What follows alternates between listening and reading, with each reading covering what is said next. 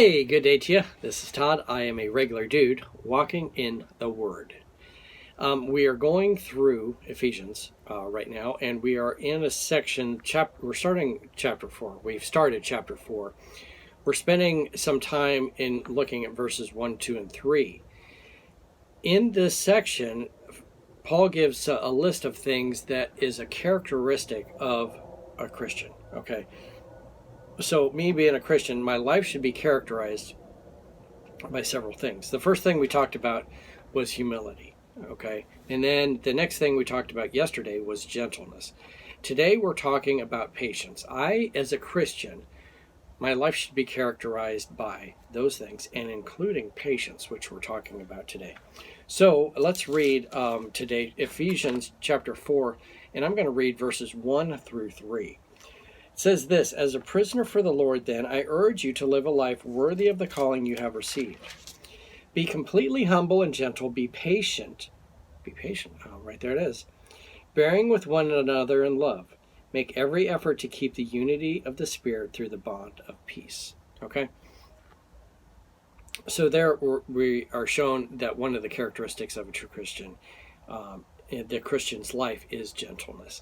There are some other passages, and I have it here. 1 Timothy 1:16. Paul is writing to Timothy, and he talks about his need for patience. And it says this: "But for that very reason I was shown mercy, so that in me, the worst of sinners," Paul's describing himself as the worst of sinners, which goes back to true humility, "Christ Jesus might display his immense patience as an example for those who would believe in him and receive eternal life." Christ showed his patience with Paul, in becoming a Christian. And he says, I'm the worst sinner, so God had to have a lot of patience with me. All right? And then he also says, 2 Timothy, the second letter of Timothy, written to Timothy, it's in 3:10, it says, "You, however, know all about my teaching, my way of life, my purpose, faith, patience, love, and endurance." Paul is saying, these are the characteristics, you know about them. I'm living a Christian life. These are characteristics of my life. And then also in chapter 4, verse 2 of 2 Timothy also, it says, "Preach the word, be prepared in season and out of season. Correct, rebuke, and encourage with great patience and careful instruction." That's something I have a hard time with sometimes, is I'm teaching Christian principles, and sometimes people don't get it right away, okay? And it can be teaching anything, carpet cleaning or whatever, how to build or frame or whatever. And sometimes they don't have patience with that. And Paul is talking here that he had to have great patience, that you need to have great patience when you're preaching the word and you're conveying the Christian life in words. You need to have patience, be patient with that, so that people can understand and not, fly off the handle because, you're not getting it, okay? And then I'll read James 5:10 too. It says this: "Brothers and sisters, as an example of patience in the face of suffering, take the prophets who spoke in the name of the Lord." These guys were patient in their suffering. They suffered, and they kept suffering, and so they were patient in that. They didn't go one day, "I'm tired of suffering, I give up, and I'm not serving the Lord anymore." No, they were patient. They served right up until they were dead, okay, right through their death. So that's showing patience.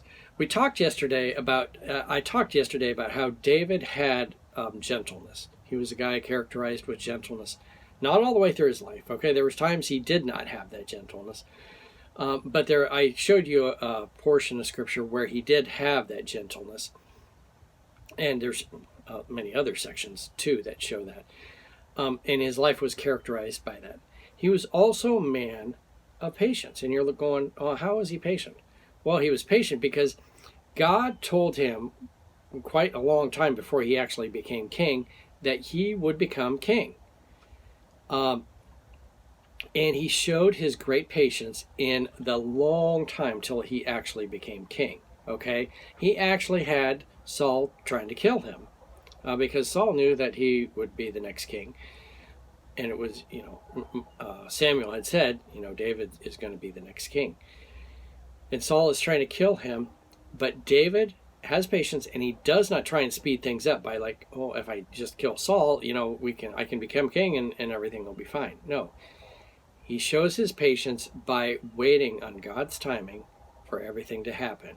And the passage we read about yesterday is a perfect example of that. His patience. His Abishai, who was with him, said, "Hey, let me kill him. Oh, then we're done. We can go home." And David goes, "Nope, we are not killing Saul."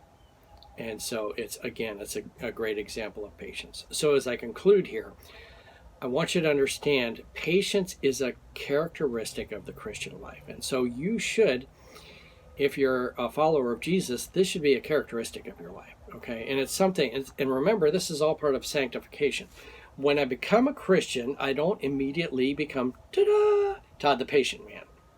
But it's something that God is working in my life as I grow older and I gradually become more and more patient, because it's a slow working of God in my life, and that's all part of sanctification. Okay, so hopefully that makes sense. Thank you for watching. I'm a regular dude walking in the Word, and I look forward to seeing you tomorrow as we continue our journey through Ephesians. Lord's blessing. I'll see you then.